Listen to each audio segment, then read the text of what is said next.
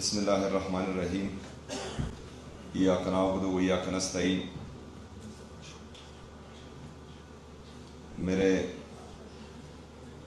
پاک آسٹریا شعلے کے تمام سٹاف، اسٹوڈنٹس، فیکلٹی، ڈائریکٹر صاحب، ہمارے منسٹر صاحب ارشد ایوب صاحب، ہمارے چیف ویب اکبر ایوب صاحب، یوسف ایوب صاحب، secretary higher education department, minister higher education department, اور یہاں پر ڈسٹرکٹ ایڈمنسٹریشن، پولیس، تمام لوگوں کو السلام علیکم ورحمۃ اللہ وبرکاتہ۔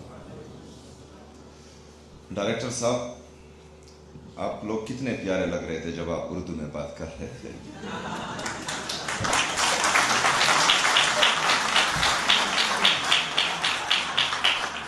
اچھا، اس میں میرے اس بات کا مقصد ہرگز یہی نہیں ہے کہ میں کوئی تنگ نظری کر رہا ہوں، لیکن یہ اردو میں پریزنٹیشن دینا، تقریر دینا، ایک تو اردو ہماری قومی زبان ہے اور اس پر ہمیں فخر ہونا چاہیے۔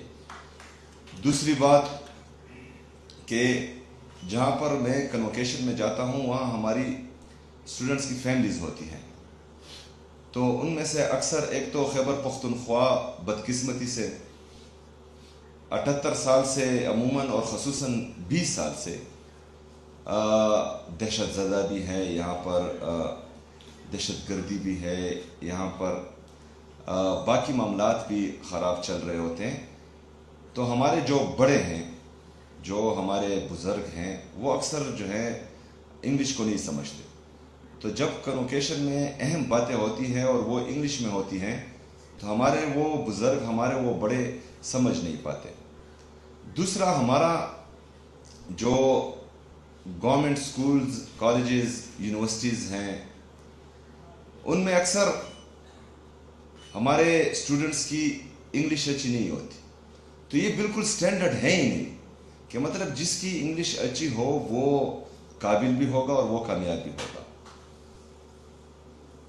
انگلش سے یا کسی دوسری زبان سے کوئی بھی انسان جو ہے وہ کامیاب یا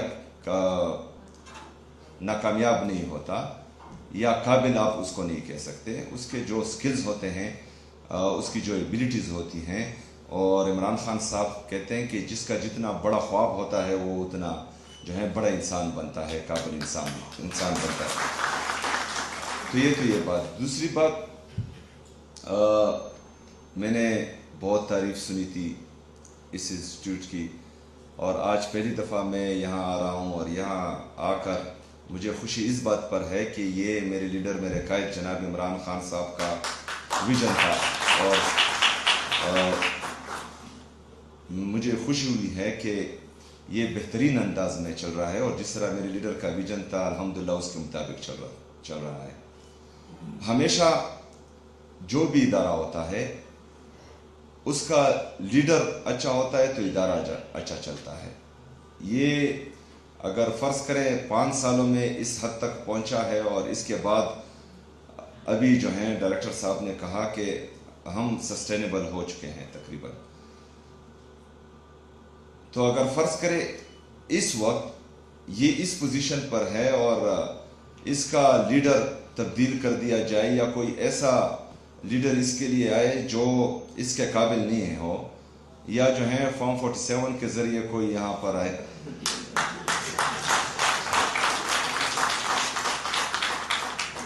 تو وہ ادارہ پھر خراب ہو جاتا ہے۔ ابھی پاکستان کی اگزامپل آپ دیکھیں کہ اچھا بلا چل رہا تھا، 2018 میں عوام نے عمران خان صاحب کو ووٹ دیا، ایک جمہوری حکومت بنی، جمہوری طریقے سے جو ہے میرا قائد، میرا لیڈر جناب عمران خان صاحب پاکستان کا وزیر اعظم بنا۔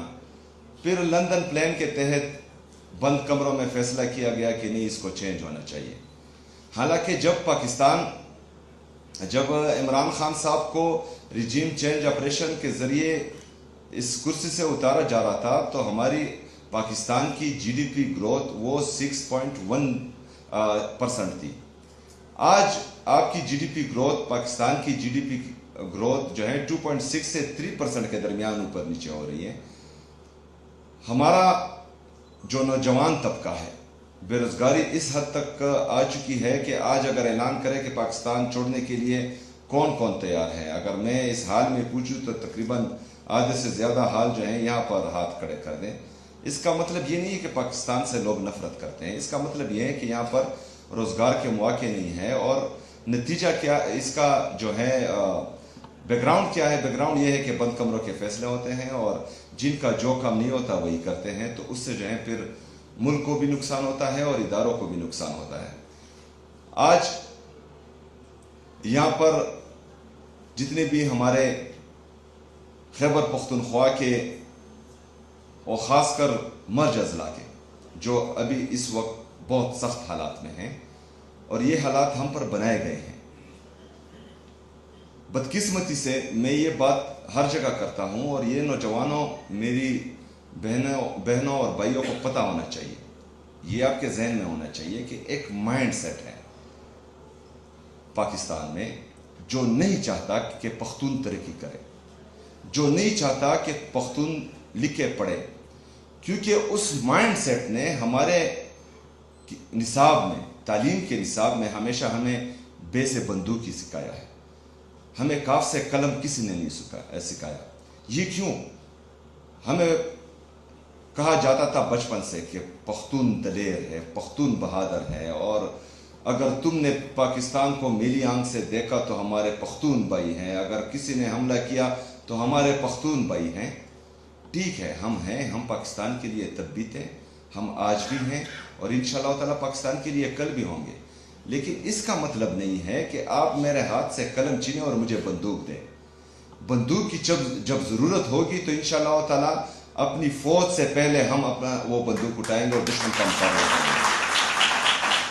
لیکن اس وقت جو ہے مجھے ضرورت ہے قلم کی، کیونکہ دنیا چاند پر پہنچ گئی ہے، اور ابھی بھی ہم جو ہے امن کی بھیک مانگ رہے ہیں، اور اپنی ریاست پاکستان سے، کیونکہ یہاں پر 2018 سے 2022 تک ہم نے دیکھا امن تھا، کیونکہ ایک لیڈر آیا تھا جس کا نظریہ تھا، جس کی سوچ تھی، جس کا ویژن تھا، جو اپنے لوگوں کے لیے، اپنے ملک کے لیے کچھ کرنا چاہ رہا تھا، جو پختونوں کو بھی اس پاکستان کا حصہ سمجھ رہا تھا، جو ہمارے قبائلوں کا درد اور احساس رکھتا تھا۔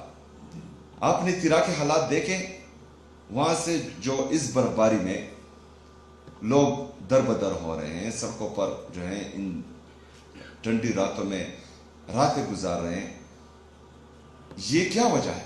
وہ اپنے گھروں میں خوش تھے، لیکن بند کمروں میں فیصلہ کیا گیا کہ نہیں، یہاں پر جو ہے ملٹری آپریشن ہوگا۔ ملٹری آپریشن کسی بھی مسئلے کا حل نہیں ہے، اور یہ صرف پاکستان تحریک انصاف نہیں کہتی، یہ خیبر پختونخوا کی تمام سیاسی مذہبی جماعتیں، ہر مکتبہ فکر کے لوگ، سب کا موقف یہی ہے کہ ملٹری آپریشن کسی مسئلے کا حل نہیں ہے۔ اچھا، مستقل اور پائیدار امن ہمارے صوبے کے لیے بھی ضروری ہے، ہمارے پاکستان کے لیے بھی ضروری ہے۔ آئے گا کیسے؟ آئے گا ایسے کہ آپ نے تمام لوگوں کو، آپ نے ان سب کو بٹھا کر ایک جامع پالیسی بنانی ہوگی جو بار بار کسی کے آنے جانے سے چینج نہیں ہو۔ یہ ساری باتیں میں آپ کو کر رہا ہوں تو بعد میں آتا ہوں کہ کیوں کر رہا ہوں، لیکن یہاں مسئلہ کیا ہے؟ یہاں مسئلہ یہ ہے کہ کچھ لوگ بند کمروں میں بیٹھتے ہیں اور کہتے ہیں کہ ہم عقل کل ہیں۔ وہ تو عقل کل ویسے بھی نہیں ہیں، جو ان کو مشورے دیتے ہیں، جو ان کے ایڈوائزر ہیں، وہ بھی انتہائی بیوقوف ہے، کیونکہ ان کو جو مشورہ دیتا ہے وہ ان کے الٹ ہو جاتا ہے، اور جو ہے ان کی بدنامی ہوتی ہے، اور پاکستان جو ہے وہ دلدل میں پستا جا رہا ہے۔ ابھی یہاں پر جو یہ ساری کہانی میں نے آپ کو سنائی، تو اگر میں اپنے لوگوں کو تعلیم دینا چاہوں، صحت دینا چاہوں، یہاں پر انفراسٹرکچر ڈیولپ کرنا چاہوں، یہاں پر جو ہے انڈسٹریز لگانا چاہوں، یہاں پر انویسٹرز کو لانا چاہوں، ان سب کے لیے امن ضروری ہے، لیکن امن ہمیں نہیں دیا جا رہا۔ کیوں؟ اس کا آپ کو بھی پتا ہے اور اس کا مجھے بھی پتا ہے کہ ایک مائنڈ سیٹ، اور اس مائنڈ سیٹ کو انشاءاللہ تعالیٰ آپ سب کی مدد سے آپ کا یہ بھائی شکست دے گا انشاءاللہ تعالیٰ۔ میں آپ سے وعدہ کرتا ہوں۔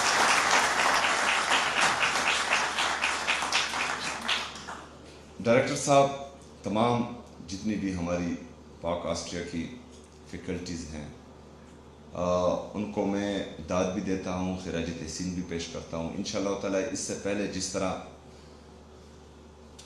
हुकूमत खैबर पख्तूनख्वा आपके साथ खड़ी थी। इंशाअल्लाह ताला इसके आगे भी जो भी आपकी ज़रूरियात होगी हम फर्स्ट प्रायोरिटी पर इंशाअल्लाह ताला उसको हल करेंगे इंशाअल्लाह।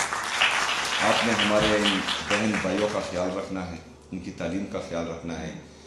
हमारी यूनिवर्सिटीज़ ज़्यादा हैं लेकिन बदकिस्मती से हम आउटडेटेड कोर्सेज़ जो हैं अभी तक वहाँ पढ़ा रहे थे, तो इसका नतीजा ये होता है जो तकरीबन पूरे पाकिस्तान में है कि हम बेरोज़गारों की फ़ौज प्रोड्यूस कर रहे हैं इन यूनिवर्सिटी से। लेकिन अल्हम्दुलिल्लाह जिस तरह आपने यहाँ पर कहा कि जो इंडस्ट्रीज़ हैं वो हमारे स्टूडेंट्स को ढूंढ रही हैं कि कहीं से निकालें, तो इंशाल्लाह मेरा भी यही विज़न है। 2 यूनिवर्सिटीज़, एक हमारे ट्राइबल डिस्ट्रिक्ट्स के लिए, हमारे जो मर्ज अज़ला हैं उनके लिए इसी टाइप की यूनिवर्सिटी इंशाल्लाह ताला जो ऑलरेडी मैं ऐलान कर चुका हूँ बनाऊँगा इंशाल्लाह। और एक जो है पेशावर में state of the art university, ये मैं बनाऊँगा। और बाकी जो हमारी मौजूदा यूनिवर्सिटीज़ हैं इस पर हमारा फोकस है और इंशाल्लाह ताला इन तमाम यूनिवर्सिटीज़ को हम उठाएँगे और यहाँ पर जो है मार्केट ओरिएंटेड सब्जेक्ट्स इंट्रोड्यूस कराएँगे ताकि हमारे नौजवान जिस तरह हमारे स्टूडेंट्स फारिग हों यूनिवर्सिटी से तो वो जॉब ढूंढने ना निकले बल्कि जॉब उनको ढूंढने निकले इंशाल्लाह ताला। इस हद तक हम इनको लाएंगे इंशाल्लाह। बहुत शुक्रिया, बहुत मेहरबानी।